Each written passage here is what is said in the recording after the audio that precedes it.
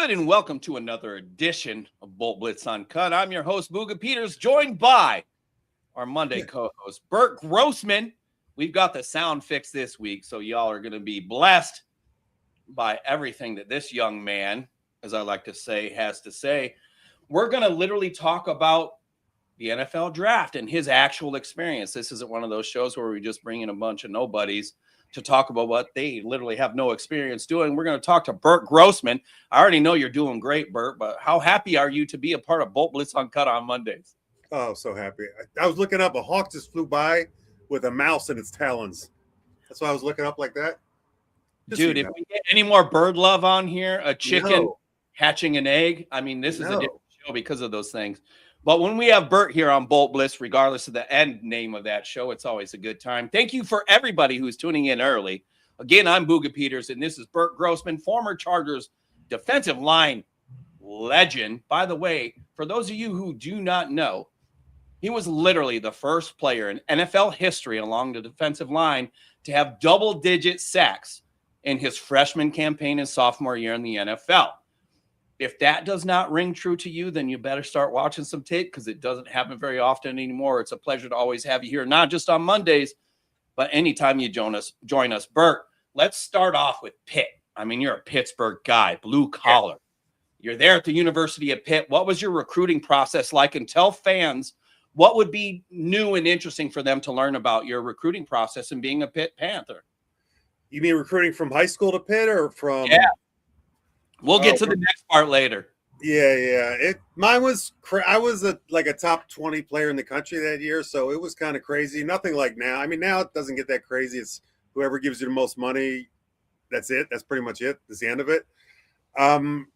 It was different then. You know, there was no internet, so you just basically what you saw about campuses was what you saw on TV. So initially, I'm like, I'm going to West Virginia. Because back then they were a powerhouse and they would sell out that stadium and you just see the stadium and I'm like, I'm going there. And then I fucking visited there. and then it was like, holy shit. You're like, hell no, man. The banjos. You can hear the banjos on when you're coming down your flight path, when you're descending, you can hear them. Through the airplane? Oh God. It was so you could smoke on planes back then. It was I don't even know how to explain how bad it was. Then I didn't learn my lesson, so I'm like, I'm going to go to Georgia. Same fucking thing. I visited down in Athens. I'm like, Jesus Christ. So I don't really know if I loved Pitt as much, but I grew up in the city, so it was the first city school campus I went to, and I just felt like home. So to be honest with you, that Pitt wasn't even in my running, but I just wanted all these boondock schools, and I'm like, I can't. Penn State was the same shit. I'm like, I can't go to any of these schools and live out in these. They weren't even villages. They were like, I don't know what they were, but you see, you watch like those documentaries on those inbred West Virginia families. It was actually like that. They got three teeth and an eye in the fucking middle of they can't speak and they're same thing. So I mean, it was just kind of that's how it happened. It was just the first city school, and I was so used to being a city kid that I was like, all right, I'm gonna go here. And Pitt was actually going in. Well, my senior year, they were ranked preseason like third in the country then. And my first year, no, they fell off that year, and then they haven't been back since. So Pitt growing up, it was Marino, it was Dorsett, I grew up in Pennsylvania. So they were a powerhouse at the time. I think they had a 3-year span, like from 80 to 83, where they went 30-3 or 31-2, something like that. But that one pot smoking kid, according to Miami Dolphins, that Dan Marino, he probably had a little say in that. Yeah, he's a little. And that's all right, man. The Dolphins were floating something out there that was probably true, but that was when the entire NFL was like, "Oh, weed's a drug and marijuana." Give me a fucking break, man. I don't. You know what? I don't even think it was weed. I think it was coke at the time. Well, I wouldn't be surprised by that either. It was the 80s. I mean, come on, that shit trickled into the early 2000s for a guy like me who has a deviated septum, but that's his fucking business. It was fun. Whether you so you're gonna tell me 80s? You're gonna tell me 80s? He wasn't. Come on. Nah, I know. See, but people leave that shit out though, because the rumor was pot, and everybody bought into that shit. Mind you, I'm like 6, 7 years old, and my dad's going, "There's no way Marino's smoking pot," and I'm like, "No, it wasn't pot. It was coke." Yeah, well, and that maybe is why teams decided they'd let him fall to 23 to Miami. And what do you know? One of the best to ever do it. But I mean, the pot was all homegrown back then. It was like, what? You couldn't even get stoned. It was like, it wouldn't even been a big deal. I mean, now if you're a pothead, it's a big deal because that shit's so strong. But you remember back in the like 70s, early 80s? Dude, I do not remember, but I have heard enough from the people that have raised me, if you will. And I will say this, pot now is literally a completely different drug. It's why I grow my own. Yeah, like sticky buds back then. It was like seeds and stems, and it was Brother Brown's buds, and you tore it apart. And then if you felt like it, if you had the land, you would plant some seeds. Nowadays, it's like, boy, you better not go anywhere. Yeah, it was. Do the shit comfort of your own home. Pot back then was like equivalent to like taking 3 shots of NyQuil. Now, that's about as fucked up as it got you. Yeah, but that's what made it fun. I mean, shit, in the 90s, the early 90s, even into the late 90s, is we kind of loved that part because it was a matter of keeping the party going, and you're watching all your buddies fall off because they had 6 beers and oh god, I'm a lightweight and all that happy shit. And then you had little fucks like me who could just drink forever. Thank God for giving me that blessing, I think. But my alcohol tolerance has always been ridiculous. But we're gonna skip past the drugs. I'm sure, and I cannot wait to drink with you, by the way. I'm very excited. I'll be out there before you know it, and you'll be one of the first people I hit up. You have my word. We're going to move on from Pitt, and I know a little bit about your background, but that next step from the University of Pittsburgh to the NFL, I mean, highly touted. Everybody, I don't need you to tell me. I know that everybody was all over your ass trying to get you to be a part of their team and convince you they were the savior to make sure that you had an incredible NFL career.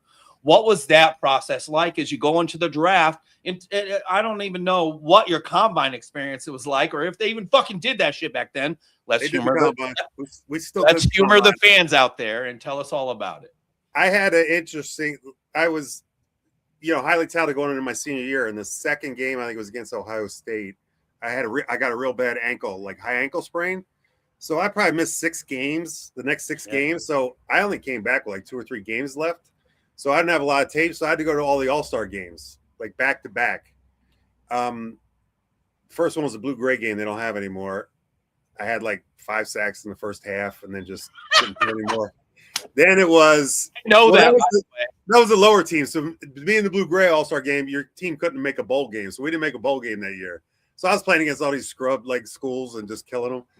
Then it was the Hula Bowl, and then it was East-West Shrine game, and then I opted out of the Senior Bowl. Opted out of the Senior Bowl was the last one because it would have been like 4 in a row. It was just too much. But, similar to the Marino thing I had, my rumor was that I had lost all this weight. I was down to like 245 pounds. So, back then we didn't have Zoom calls and shit. So people would actually have to fly in, and they'd fly in the pit, and I'd have to go weigh in front of them. And that probably happened 6 times. Because you kind of know the slot you're going to go in. So those 6 teams in that slot, they're kind of the ones. And then I was actually supposed to go to the Bears, and they were working on a trade with Jim McMahon and to swap picks because I think they were 10.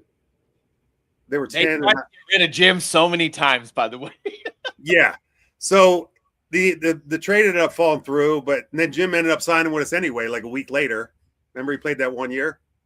Somehow they worked another trade, but the Chargers wouldn't give them what they wanted. So Dicka called me on like the morning of and said, "Oh, we're trying to work a trade. Hang in there." And then nothing.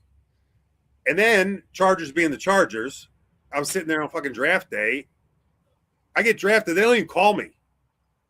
And they call you before and say we're going to draft him. Never even called me. Nothing. Then after I get drafted, they still don't call me. A reporter calls me and goes, "Hey, I heard you're flying in tomorrow." And I'm like, feel about being a Charger? Yeah, exactly. That was my first experience of a Charger life. And nothing. No call, no nothing. And then I'm like, what the fuck?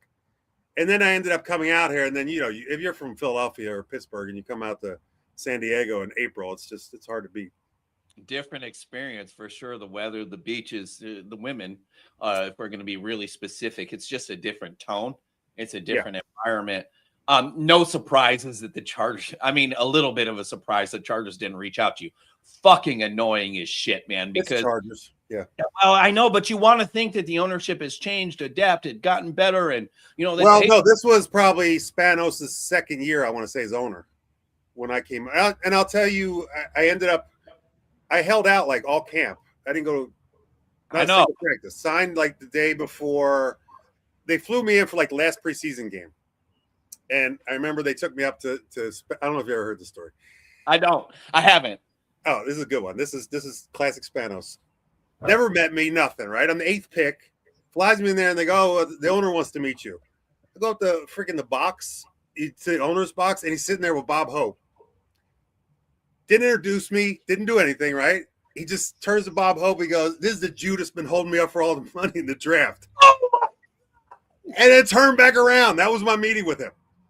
And I'm like, God damn, is it like this everywhere? Never said hi, never said sit down, never shook my hand. Looked at me, said that to Bob Hope, and then turned back around, gave me his back. And I'm like, fucking Bob Hope. God damn it. My dad wishes he was alive right now to hear this shit. God damn it. Oh, that was my first introduction. There, and then after holding out the entire camp, we're playing the Raiders in the opener in the Coliseum. And I just come from playing fucking Rutgers the year before to wait, it was 98 degrees. I remember it because I literally was at halftime. I was going to get my signing bonus back and quit. It's 98 degrees. I didn't know what smog was. No idea what smog was. Way different. And they have Bo Jackson and Marcus Allen in the backfield. I'm like, this shit ain't for me.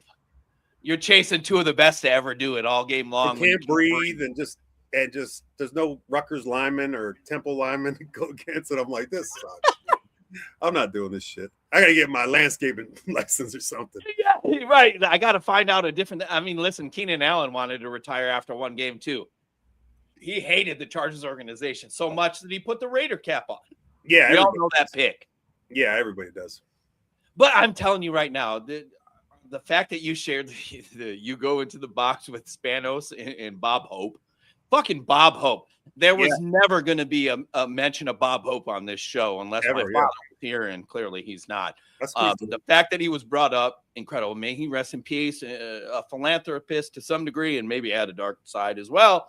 But the fact that Spanos was literally just putting out like celebrity fodder for the kid from Pitt, I hope that flattered you to some degree, but you were kind of like, no, fuck that. Oh, he called me a Jew. I was like, wait, that's no flattery. He didn't even fucking shake my hand. Jesus. Terrible. Are you even Jewish? Huh? Are you even Jewish? No, but I'm half. But I grew up and I went to Catholic school. My damn nose. I'm very obvious. It's it's back in the lineage, of course, but yeah, look at my damn nose. It's not just from boxing. What did Grossman sound like to you? Irish? Oh, I did not know. I just thought white. I am white. That's good. I thought emphasis on Caucasian, if you will. I'm Caucasian. Emphasis on the cock because you're a dick. But anyway, we've got you here. We're talking NFL. If you guys have not been paying attention, you haven't tuned into BoltBlitz Uncut. I'm Booga Peters, joined by my co-host on Mondays, Burt Grossman, former Chargers defensive line legend. He's already dropping nuggets that if you have not listened to them before, if you don't laugh, then you don't have a fucking sense of humor.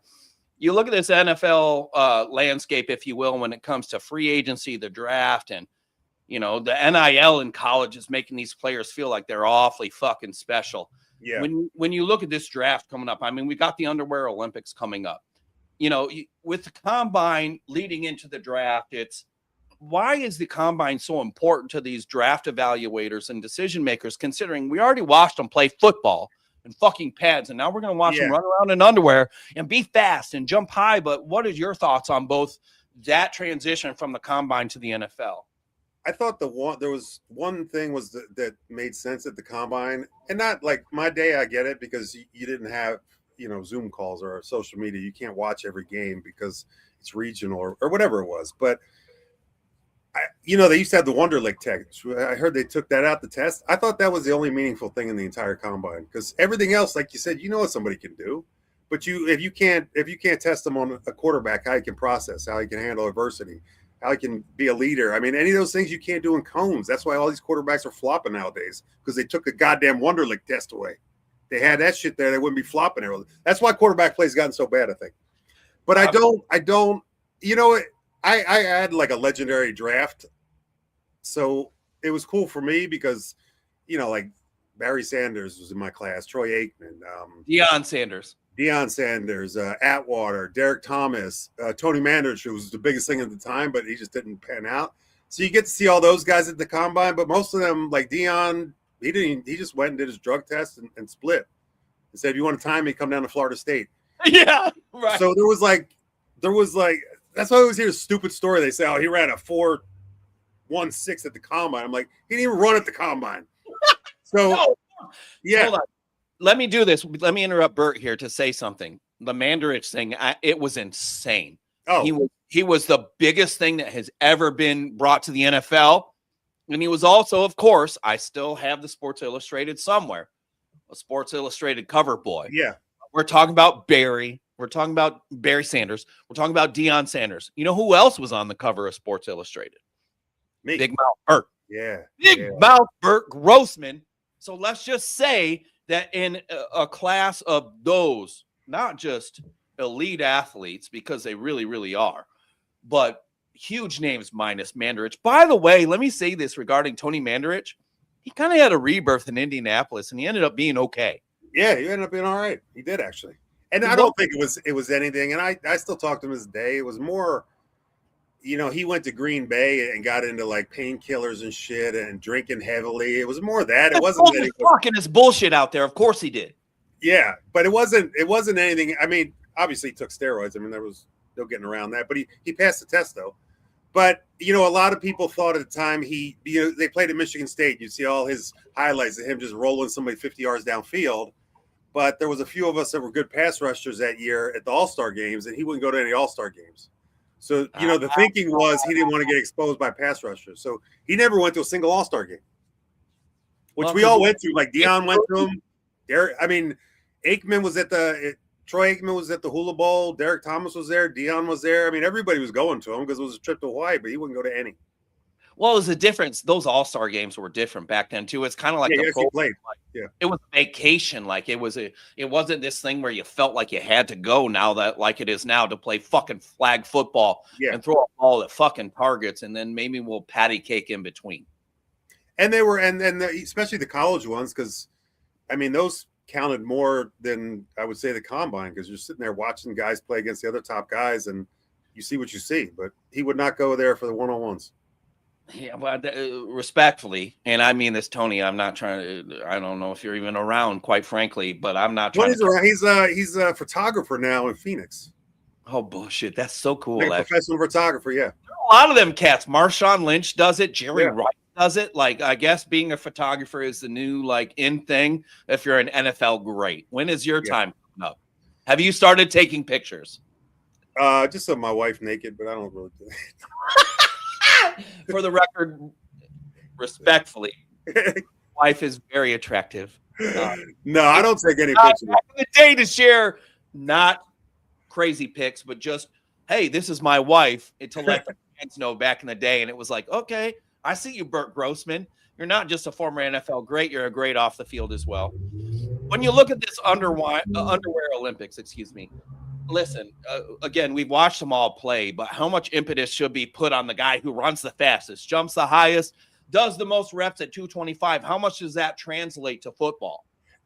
I wouldn't say the weightlifting does. I mean, now it does with the running, because you're not allowed to have any contact. You can't jam anybody. Block. There's so many limitations for a lineman. So even the DBs and the linebackers, you can't jam anybody in the line. You can't touch anybody in their routes. You talked about Marino earlier. He's throwing in windows where you're getting mugged in your routes. I mean, imagine what he would do today, or Warren Moon, or some of these guys that played. You're literally getting mugged off the line. And there's no hospital balls anymore. No hospital balls, no nothing. So, honest to God, I think in 10 years it's not going to be an NFL. It's going to be a professional flag. Man, you're hurting my feelings, and it's something that we've talked about, especially, by the way, let me bring this up. A big appreciation of John Kegley for helping out with the sound early on. It did not matter because Burt had his shit on point, but John has been saying for years, like, we're a few steps away from flag football. Oh yeah. I mean, is it real, Burt? I mean, we'll segue into that bullshit. We're an ever adapting show. You really think that that's an obvious possibility now that they're taking away the violence from the game? And I think that's what America loves. Well, if you can't hit, you're not allowed to hit the quarterback anymore, basically. I mean, you know, at some games they let it go a little bit, but nothing like before. You can't hit anybody hospital balls anymore. You can't hit anybody high on a pass. I mean, what's left but flag after that? What else can you take away? You even have Joe Flacco going to the media and saying, listen, when a D lineman hits me in the head, like a hand slap, I don't want them to receive a penalty for that. They're trying to tackle me. I mean, that's a statue of a quarterback, and he's saying this should be okay. So after you fight off some guy 6'7", 350 that's getting paid $5 million to protect somebody, your momentum and everything, you can't slap somebody in the head after all that.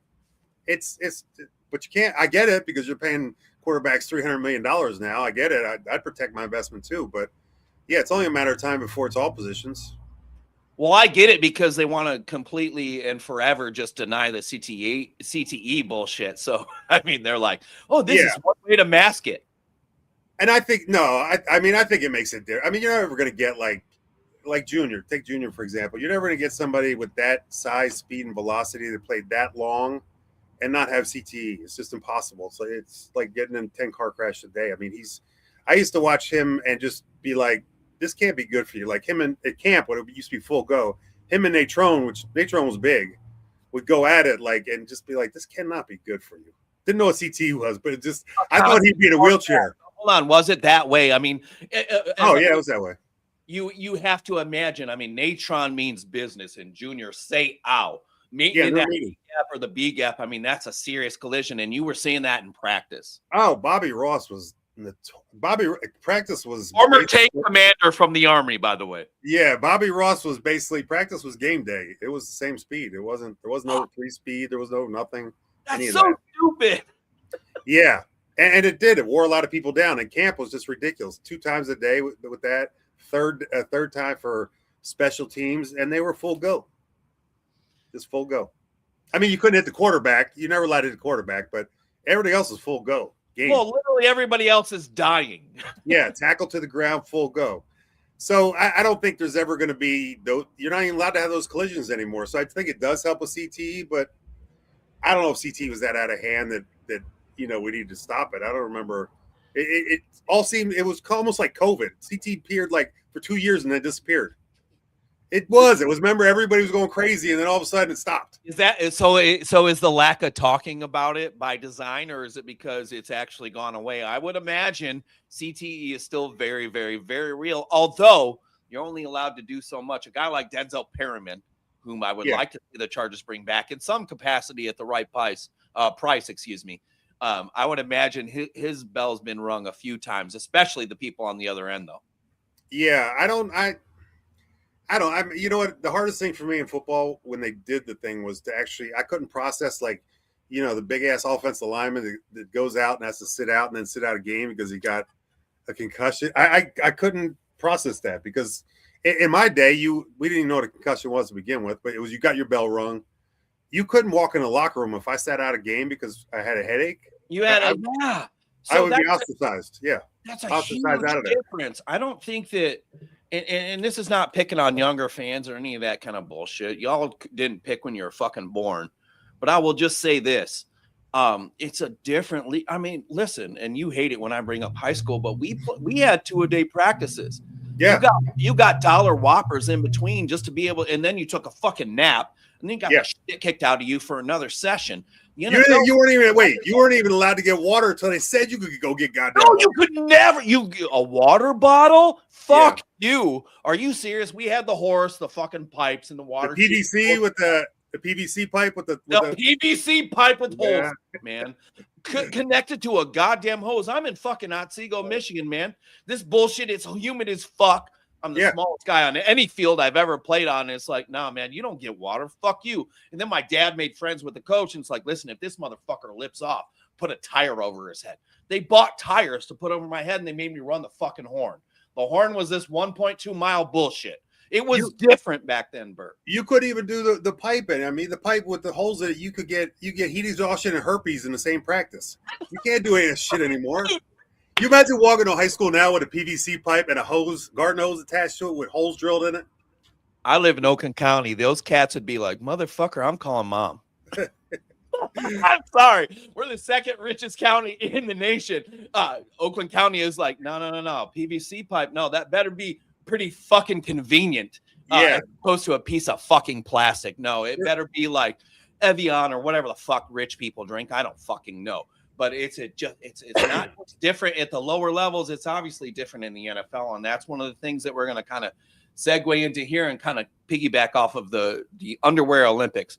How much, if you've actually watched the film, how much do cats running fast and jumping high in underwear, how much does that really matter, do you think, in today's NFL? Because I think it does sway some of these non-knowledgeable GMs, and we're really in this analytical bullshit phase where some of these GMs maybe not be the most capable of making the decisions to build NFL teams. Yeah, I think it has a place, to be honest with you, mostly with corners and receivers. I mean, if you're a 4-2 corner and your footwork's bad, you're a 4-7 corner all of a sudden. It makes a difference. Or if you're a receiver and you run a 4-2, but you don't have the footwork Keenan Allen has. I mean, that dude runs like a 5-0 probably, and he still gets open. And that's all his footwork. Weighing 250 last year, man. Yeah, but that's all his footwork and his route running. I mean, if you can run routes like him, I guess you can. It doesn't matter. But for most dudes, it matters. Well, and I love that you brought up Keenan, too, because we saw him get hefty there in the winter wonderland that is Chicago. And then, the Chargers, after Mike Williams decided, I can't fucking do this shit anymore. I'm horrible, which we all kind of do. Keenan comes in and it's just like, woo, boy's looking thick. It does not matter when you're a top 3 route runner of all time. He was still Keenan in third and Keenan, excuse me. He was still Mr. in the clutch and a safety valve for Justin Herbert. So now that we're on that topic, let's go. And to be honest with you, I think we brought this up last week. The reason he's top 3 route runner is because his coach at Cal was Wes Chandler, who was probably a top 10 route runner. But he emphasized it so much, the footwork and the cones, and it's over and over and over again, that, I mean, if you just get that good at it, it doesn't matter if you run a 5.9 or a 4.9. The 4.2 guy's going to cover you.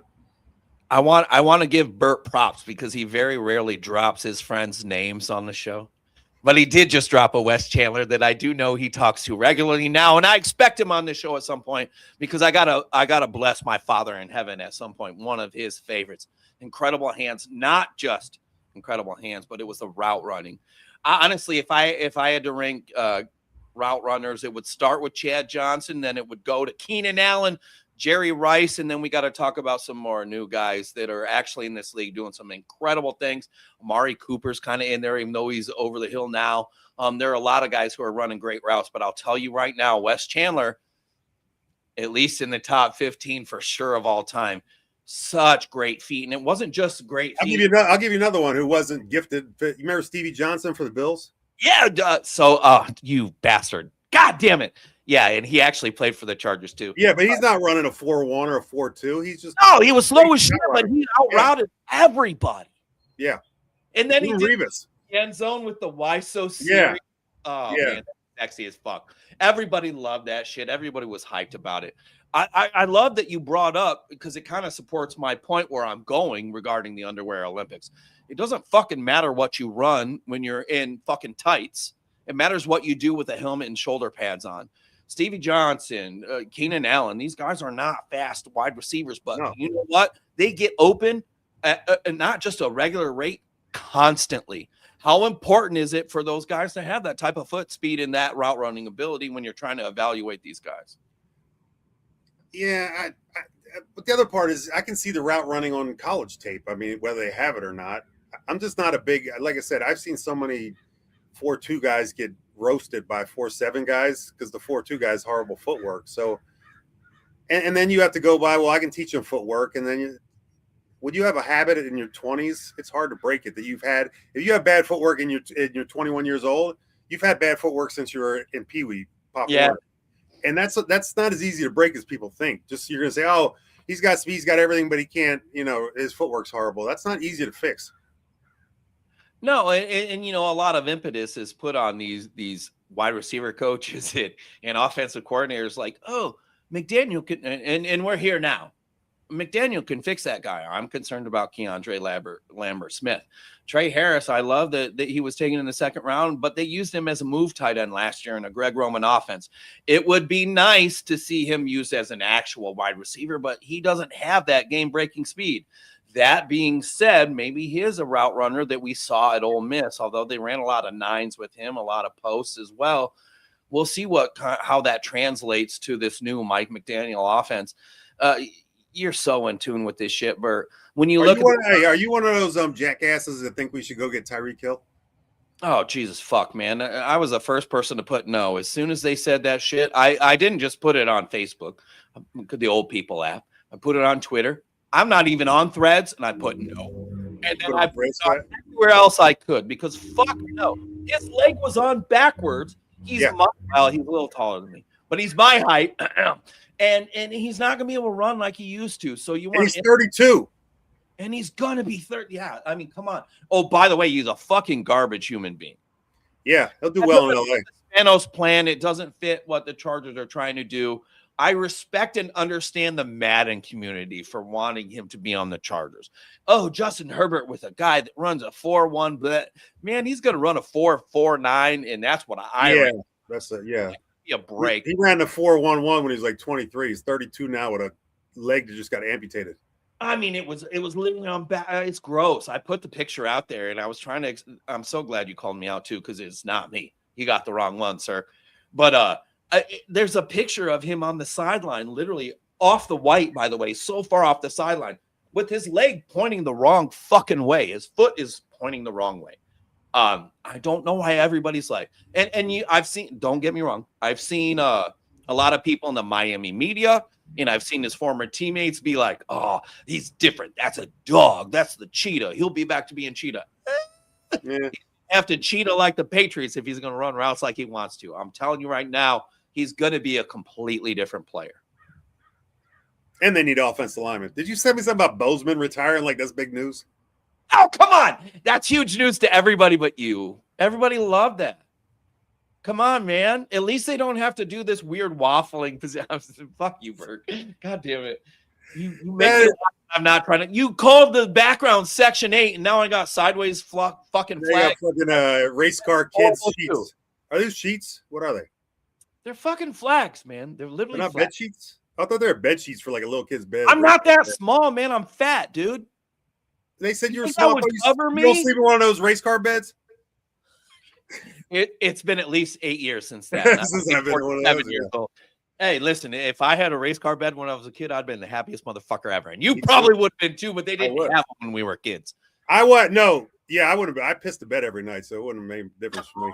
My parents would have been like, no. It made the race car bed go faster. It made it.